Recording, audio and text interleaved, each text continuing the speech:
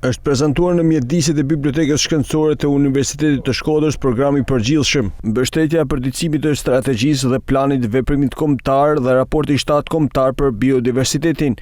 Objektivi i këtij projekti është mbështet Shqipërinë në rishikimin dhe përditësimin e strategjisë dhe planit kombëtar të veprimit për biodiversitetin. Është një takim konsultativ me stafet akademike për të marrë ne mendimet e tyre, për të shtuar ose për të na dhënë ata rekomandime në lidhje me këtë strategji, pra me draft strategjinë e biodiversitetit dhe më pas të bëhen reflektimet e nevojshme tek strategjia që është duke u hartuar.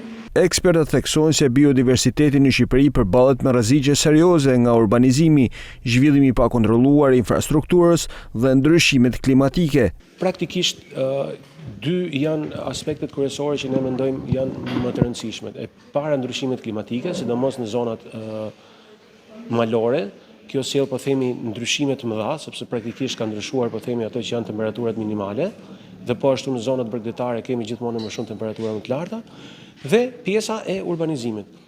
Zona më e prekur në gjithë Shqipërinë, por edhe në zonën e Shkodrës, janë gjithmonë zonat bregdetare dhe lagunore, sepse siç e dini ju, Shqipëria ka pasur një zhvillim shumë të madh të turizmit, dhe pjesa më e madhe e turizmit bie në atë që quhet turizmi bregdetar, që do të thotë dhe urbanizimi, presionin më të madh dhe dinamika e vendosur në pjesën afër lagunave, afër plazheve etj. Kështu që praktikisht dhe për gjithë Shqipërinë, po edhe për zonën e Shkodrës, e cila ka një zonë po themi relativisht madhe bregdetare, kjo është pjesë e kësaj.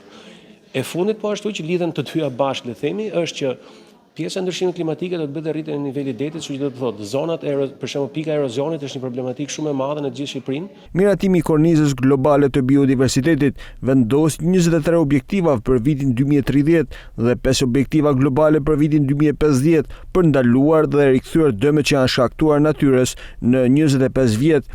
Kjo fushat synon gjithashtu të nxjisë një ndjenjë urgjencë për të vepruar sa më shpejt, pasi mbeten vetëm 4 vjet për të përmbushur objektivat afatshkurtër të kornizës globale të biodiversitetit.